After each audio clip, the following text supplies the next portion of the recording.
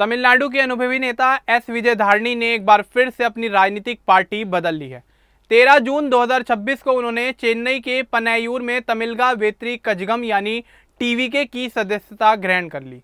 वे 3 बार कांग्रेस से विधायक रह चुकी हैं, फिर साल 2024 में बीजेपी में शामिल हुई और हाल ही में उन्होंने टीवीके में एंट्री मारी है।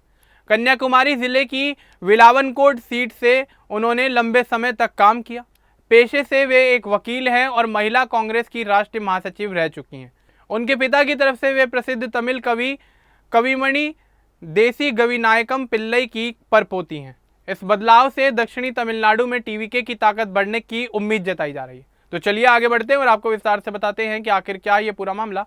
लेकिन उससे पहले बात कर लेते हैं एस विजयधारणी के जीवन के बारे में। दरअसल एस विजयधारणी का जन्म 13 अक्टूबर 1969 को तमिलनाडु के कन्याकुमारी जिले में हुआ था। वे काफी मशहूर परिवार से ताल्लुक रखती हैं। उनके परदादा कविमणि देसी गविनायकम पिल्लई एक बड़े तमिल कवि और सामाजिक सुधारक थे। उन्होंने तमिल भाषा और समाज सुधार के लिए बहुत काम किया। विजयधारणी के पिता एम पद्मनाभन थे। विजयधारणी का परिवार चेन्नई में भी रहा, लेकिन उनकी जड़ें कन्याकुमारी से ही जुड़ी हुई हैं। बचपन से ही विजयधारणी पढ़ाई में काफ़ी ज़्यादा होनहार थी। उन्होंने स्थानीय स्कूलों में प्राथमिक और माध्यमिक शिक्षा पूरी की। बाद में उन्होंने चेन्नई के doctor Ambedkar government law college से 1992 में बैचलर ऑफ लॉ यानी LLB की डिग्री हासिल की। वे वकील बन गईं और हाई कोर्ट तथा सुप्रीम कोर्ट में केस लड़ने लगी। वकालत उनके करियर की शुरुआत थी। विजयधारणी का विवाह के शिवकुमार कैनेडी से हुआ। उनके पति भी वकील थे। इस दंपत्ति के 2 बच्चे हुए, एक बेटा और एक बेटी। विजयधारणी की बेटी डॉक्टर अब्रामी कैनेडी ने मेडिकल की पढ़ाई की और चेन्नई के एक प्राइवेट मेडिकल कॉलेज में MD के रूप में काम करती हैं। विजयधारणी ने अपने राजनीतिक करियर की शुरुआत कांग्रेस पार्टी से की थी। वे कॉलेज के दिनों से ही कांग्रेस से जुड़ी रहीं। उनका परिवार स्वतंत्रता संग्राम से जुड़ा हुआ था, इसलिए कांग्रेस उनके लिए स्वाभाविक विकल्प थी। 2011 में उन्होंने विलावनकोड विधानसभा सीट से चुनाव लड़ा और बड़ी जीत हासिल की। यह उनकी पहली बड़ी सफलता थी। साल 2016 में वे फिर से उसी सीट से चुनाव जीती। इस बार चुनाव में उनकी जीत का अंतर ज़्यादा था। वे तमिलनाडु महिला कांग्रेस की अध्यक्ष भी रही। 2016 में उन्होंने इस पद पर काम किया। उसके बाद साल 2016 में ही उन्हें अखिल भारतीय महिला कांग्रेस की महासचिव बनाया गया। राज्य विधानसभा में वे कांग्रेस की मुख्य सचेतक यानी चीफ व्हिप भी बनी। दुर्भाग्य से 2016 में विजयधारणी के पति शिवकुमार कैनेडी का दिल का दौरा पड़ने से निधन हो गया। उस समय वे कांग्रेस में काफ़ी ज़्यादा सक्रिय थी और महिला कांग्रेस की महासचिव बनी हुई थी। पति की मौत के बाद उन्होंने राजनीति और परिवार दोनों को एक साथ संभाला। उन्होंने फरवरी 2019 में डॉक्टर दीपक राजा दुर्रे से दूसरी शादी की। साल 2021 में तीसरी बार उन्होंने विलावनकोड से बड़ी जीत दर्ज की। इस तरह वे 3 बार लगातार विधायक चुनी गई। कन्याकुमारी जिले में वो कांग्रेस का प्रमुख चेहरा बन गई। वे महिलाओं के मुद्दों, स्थानीय विकास और कानून संबंधी मामलों पर काफ़ी ज़्यादा सक्रिय रहीं। कांग्रेस में लंबे समय तक रहने के बाद साल 2024 में उन्होंने पार्टी से किनारा कर लिया। उसके बाद फरवरी 2024 में उन्होंने विधायक पद से इस्तीफा दे दिया और नई दिल्ली में बीजेपी की सदस्यता ग्रहण कर ली। बीजेपी में शामिल होते समय उन्होंने कहा कि कांग्रेस में महिलाओं को उचित सम्मान और जिम्मेदारी नहीं मिल रही थी। वे प्रधानमंत्री मोदी की नीतियों से काफ़ी ज़्यादा प्रभावित थी। बीजेपी में उनका कार्यकाल करीब 2 साल का रहा।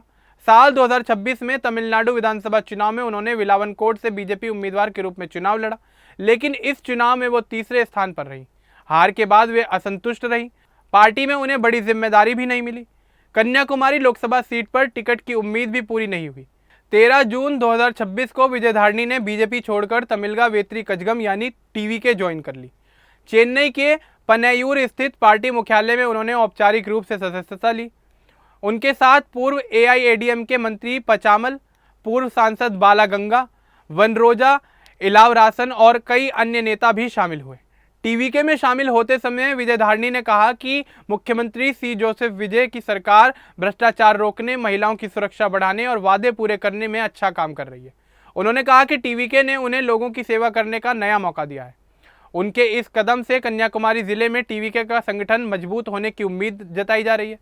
टीवीके 2026 में चुनाव जीतकर सत्ता में आई और DMK के हाथ से सत्ता की चाबी छिन गई। विजयधारणी के करियर में कई बड़ी उपलब्धियां भी शामिल हैं। 3 बार विधायक बनना, महिला कांग्रेस में राष्ट्रीय पद संभालना और वकालत में सफलता उनके मुख्य अचीवमेंट है। उन्होंने विधानसभा में महिलाओं, शिक्षा और स्थानीय मुद्दों को लेकर अपनी आवाज़ उठाई। कुछ विवाद भी उनके साथ जुड़े हुए हैं। कांग्रेस छोड़ते समय पार्टी ने उन्हें नाराज बताया। बीजेपी में जाते समय भी सवाल उठे। 2026 चुनाव में हार के बाद पाला बदलने पर आलोचना हुई। कुछ लोग उन्हें बार बार पार्टी बदलने वाला नेता कहते हैं, लेकिन वे हमेशा महिलाओं के प्रतिनिधित्व और स्थानीय विकास की बात करती रहीं। उनका परिवार अब भी उनके साथ खड़ा है। उनकी बेटी डॉक्टर है और बेटे के बारे में ज़्यादा जानकारी मौजूद नहीं है। वे तमाम मुश्किलों से घिरी हुई होने के बावजूद राजनीति को बखूबी संभाल रही हैं। विजय धारणी की राजनीतिक यात्रा दिखाती है कि वे बदलते समय के साथ चलती हैं। कांग्रेस से बीजेपी और अब टीवीके तक का उनका सफ़र उनके अनुभव को दिखाता है। दक्षिण तमिलनाडु में उनका प्रभाव अभी भी काफ़ी ज़्यादा मजबूत माना जाता है। टीवीके में शामिल होने के बाद उन्होंने कहा कि नई पार्टी में उन्हें लोगों की समस्याएं हल करने का बेहतर मौका मिलेगा। राजनीतिक जानकार मानते हैं कि उनका अनुभव और कन्याकुमारी में पकड़ टीवीके के लिए फायदेमंद साबित होगी। यह उनकी यात्रा की शुरुआत से अब तक की कहानी है। 1969 में जन्म से लेकर 2026 में टीवीके में शामिल होने तक विजय धारणी ने वकालत, परिवार और राजनीति हर जिम्मेदारी को बखूबी निभाया है। वे तमिलनाडु की सक्रिय महिला नेताओं में गिनी जाती हैं।